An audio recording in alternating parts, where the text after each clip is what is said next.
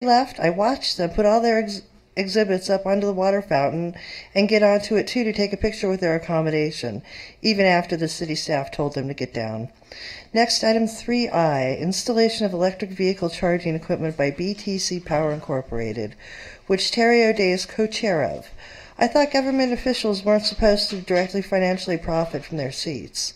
Regarding the voter and election bills, I personally have to question anything you support, considering the city does not have any established policy now and allows people who have a vested interest in the community but don't live here to vote in local elections, disenfranchising resident voters. Then isn't it interesting that Rick Cole wants to put stickers on the parking meters saying the money's going to cleanliness and safety, like in Pasadena, ignoring that most of the money goes to pay for the meters and their operation. Finally, the Big Blue Bus is included in items G, H, and S, and item F really should be its own item, considering you're trying to make the bus service look better than it really is to rationalize raising fares again. The signs at the bus stops say the bus arrives. Even if it doesn't, you have to wait for the bus after it. There's no real customer service, with the normal response being sue us. And the bus system seems to be going with minimal standards, trying to go, which negatively affects seniors and the disabled, making it harder for them. Thank you. Next is People of California. Yes, thank you. I wanted to point out that you're talking about raising the prices here on the buses.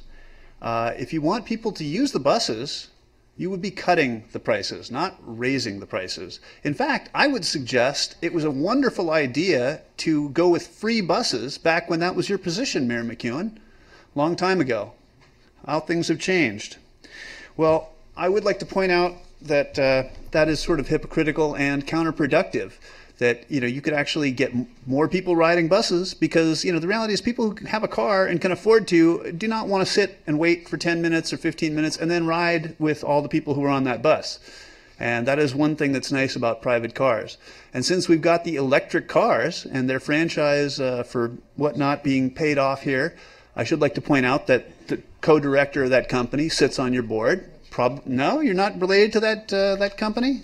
You're funny because someone did a web search and listed you as a co-director. Well, if that's not the case, then I apologize in advance.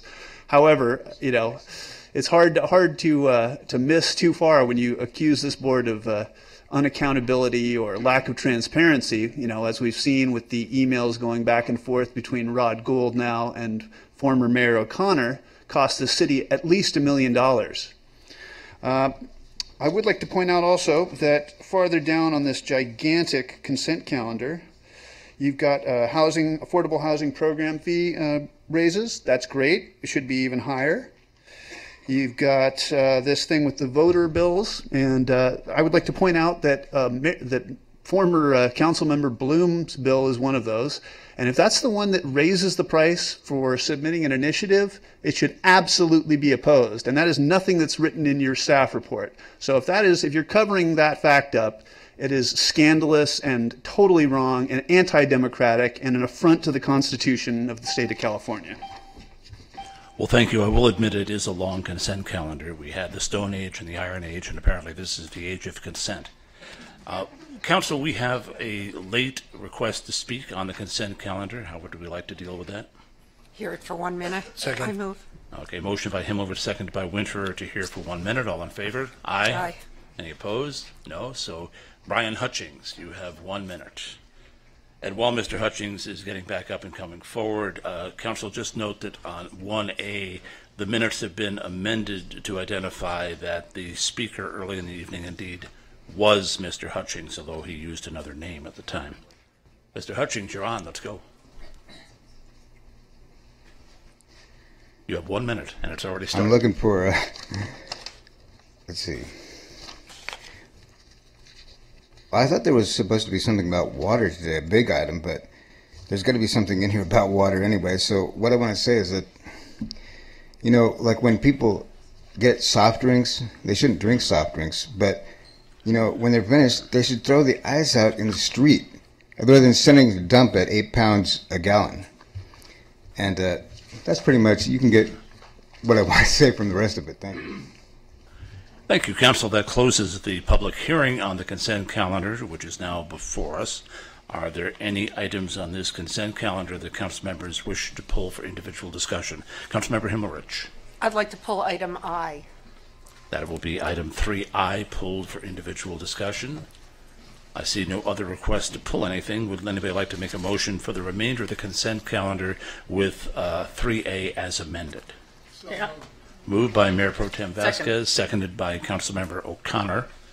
Councilmember Hemmerich, did you wish to discuss No. that? You didn't. Okay. Seeing no desire for discussion, we'll take a roll call vote on the consent calendar except for 3I.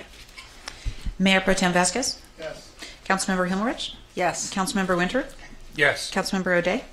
Yes. Councilmember O'Connor? Yes. And Mayor McKim? Yes. So with the exception of item 3I, the consent calendar is passed by unanimous vote of the council with 6 council members present. 3I has to do with electric vehicle charging station equipment, and Councilmember Himmelrich, you asked to discuss that. Well, I asked to discuss it as I've been asking on items where we recently approved a contract and then we saw it again within a couple of months for an increased amount. And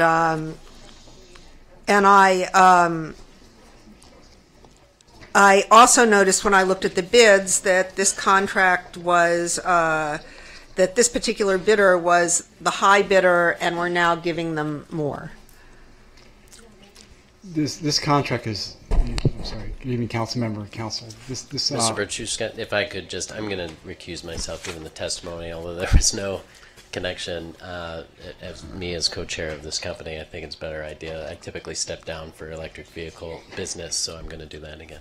Okay, so the record show that Councilmember O'Day has chosen to recuse himself on the item. He will leave the room as required by state law, and then we will resume the questions and discussion on item 3I. Good evening, council members, mayor. Good evening, Mr. This is sort of an issue that where our staff had made a mistake during the bidding process. We had a grant potential award from AQMD for $55,000.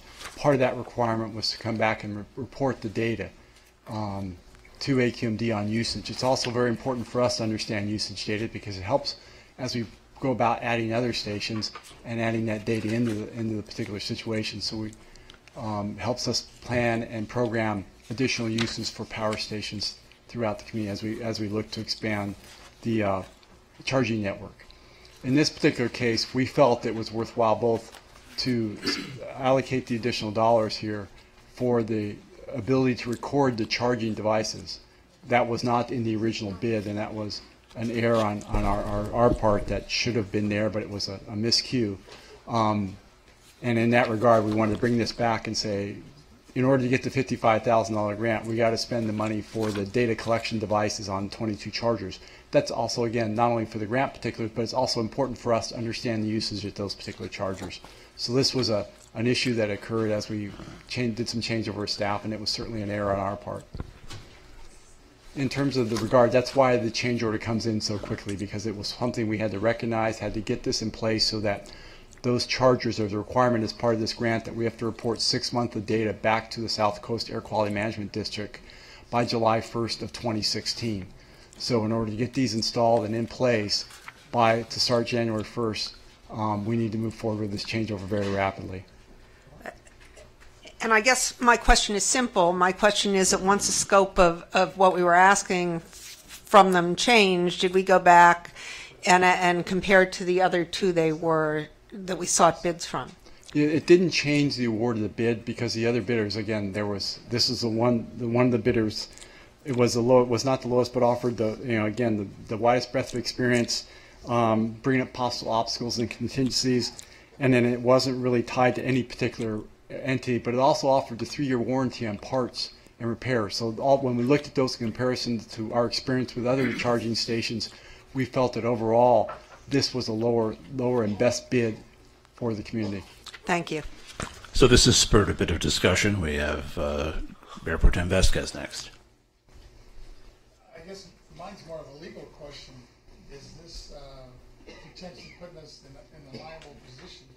Because the original award, since it went to these folks to do X work for X amount of money, what about the folks that didn't get the bid? Can't they come back and say, wait a minute, you're now reworked this proposal, you're giving them more money without a competitive process. The city attorney's going to answer that, but this is just like any other change order. It is a change in the scope of work to add this particular element. It wasn't included in any other bidder's element, so it was never part of the original bid evaluation. So meaning it's like if we do a change order on a construction contract, we award it. We have an initial construction contract that calls for you to build road X for this many feet. If we then add additional feet, we then go back and negotiate a change order. This would be no different. There's no bid protest that's involved in this because it wasn't something that was in the basis of the award. It was an add-on that came about after the bid was awarded. And the city attorneys are nodding to confirm that. So you're saying the difference is it wasn't the contractor that's coming back and asking for money, but rather you? We had, in order to meet the requirements of the AQMD grant, we went to them and said, look, we need to add this device to record the usage on these meters, on these 22 separate meters. Can you do it? Yeah, can you do it and at what cost? Okay, Councilmember Winterer. Well, just to reiterate before, we hopefully can move ahead with this. As it notes in the staff report, there was staff oversight during the bidding process. I think part of the confusion may come from the use of the word oversight, in that oversight can also mean supervision.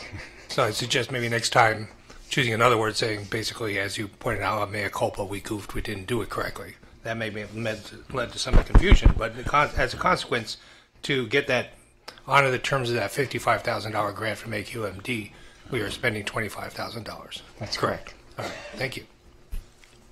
Councilmember O'Connor. I was just going to say, so you did the bidding process properly. It's just the scope needed to be clarified based on what you saw was deficient, what needed to be added to the scope, what had been left out. That's correct. So all the bidders bid on the same thing. They're evaluating the same thing. This is an add-on that we had, again, as we indicated, an error on our part. Okay, so I don't have any further questions or anything to add, so a motion would be appropriate. I'll move 3I. Second. So we have a motion from Councilmember Himmelrich, seconded by Councilmember O'Connor, and this being a contract, we'll do a roll call vote. Councilmember O'Connor? Yes. Councilmember O'Day is recused from this vote. Councilmember Winter? Yes. Councilmember Himmelrich? Yes. Mayor Pro Tem Vasquez? Yes. And Mayor McKim? Yes. And so by a 5-0 unanimous vote of the council members present, item 3I, the contract on electric vehicle chargers, is approved, and we will be keeping our promise to electric vehicle drivers that you'll always get a charge out of Santa Monica. And so now we can move on to item 4. Item 4A, study session regarding affordable housing financing. We have 24 requests to speak. And it appears a staff report from Andy Eagle, apparently accompanied by a PowerPoint to be named later. And just to let everyone know, this was one of the priorities that came up Sunday when we held a retreat to determine our community priorities. So the retention of diversity in this community is very important to all of us, and we're hoping tonight to hear some ideas on how we might accomplish that with respect to housing. Good evening, Mayor and Council members. I'm Andy Eagle, the Director of Housing and Economic Development. Tonight's study session is an opportunity for the Council and the community to continue to contemplate the question of what's next for affordable housing in our community. As the Mayor mentioned on Sunday, you prioritize the importance of an inclusive and diverse community, and a critical component of that is having housing that's affordable to a variety of families with a variety of incomes. As we I hope we'll all keep in mind that those higher aspirations about the nature of Santa Monica and our community members. So to tee up your discussion tonight, we plan to cover 3 topics in the staff presentation. The first is to give you a brief overview of our existing housing programs. Second is to present some different ways of how you might assess the need for affordable housing at this point, before we begin to talk about how we might finance